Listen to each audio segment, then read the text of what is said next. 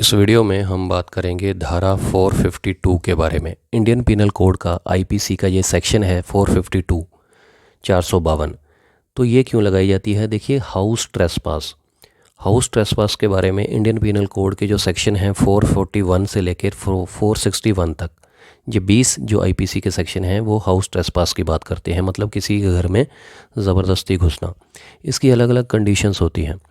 देखिए, 452 जो आईपीसी का सेक्शन है 452, ये कब लगता है? जब कोई हाउस ट्रेसपास करता है, मतलब किसी के घर में ज़बरदस्ती घुसता है। क्यों?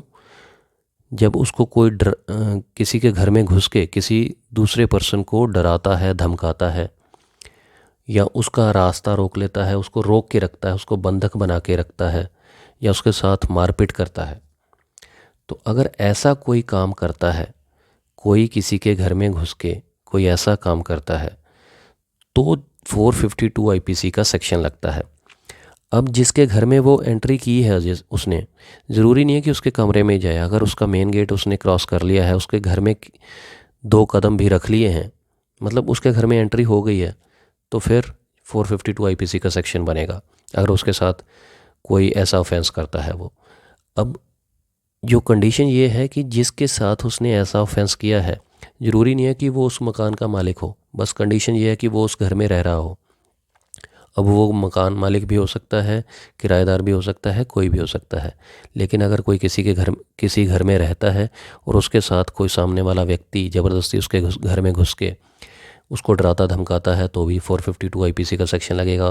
तो मारपीट करता है या उसको रोक के रखता है, रॉन्गफुल रेस्ट्रेन करके रखता है, 452 आईपीसी का सेक्शन लगेगा। अब बात कर लेते हैं कि इसमें सज़ा कितनी मिलती है।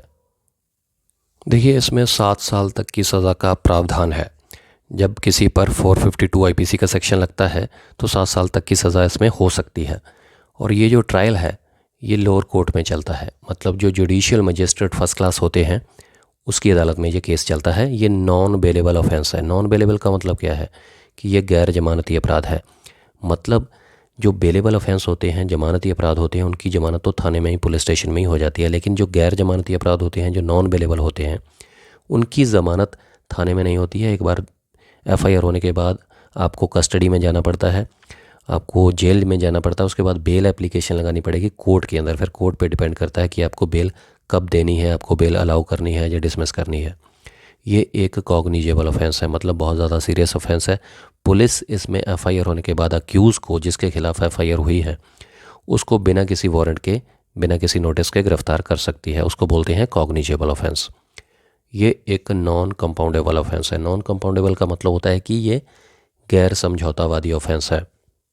गैर समझौतावादी मतलब दोनों पार्टियां इसमें राजीनामा करके केस को ख़त्म नहीं करवा सकती हैं। जो कंपाउंडेबल ऑफेंस होते हैं, जो समझौतावादी होते हैं, उसमें दोनों पार्टियां राजीनामा करके केस को ख़त्म करवा सकती हैं। लेकिन ये गैर समझौतावादी है, नॉन कंपाउंडेबल है, इसमें समझौता नहीं किया जा सकता। तो ये थी जानकारी 452 आईपीसी के सेक्शन के बारे में, धारा 452 के बारे में। मतलब किसी के घर में ज़बरदस्ती घुसना, हाउस ट्रेसपास करनी और उसको डराना धमकाना, उसके साथ मारपीट करनी, उसको रॉन्गफुल रेस्ट्रेन करके रखना, उसको रोक के रखना। तो इस तरीके से 452 आईपीसी का सेक्शन लगता है। उम्मीद करता हूँ क्लियर हो गया होगा। कोई कन्फ्यूजन रह गई हो या जुडिशियल किसी पॉइंट पर आप डिस्कस करना चाहते हैं तो कमेंट बॉक्स में कमेंट कर सकते हैं। ये वीडियो थोड़ी सी भी अच्छी लगी तो लाइक ज़रूर कीजिएगा, शेयर कीजिएगा और कमेंट करके मुझे बताइएगा ज़रूर कि ये वीडियो कैसी लगी। किसी और टॉपिक के ऊपर अगर आप वीडियो चाहते हैं तो भी कमेंट कर सकते हैं। नेक्स्ट वीडियो में ऐसे ही सिंपल तरीके से बात करेंगे किसी और धारा के ऊपर। तो चैनल को सब्सक्राइब कर लीजिएगा, लाइक कीजिएगा और कमेंट करके ज़रूर बताइएगा। शुक्रिया, धन्यवाद।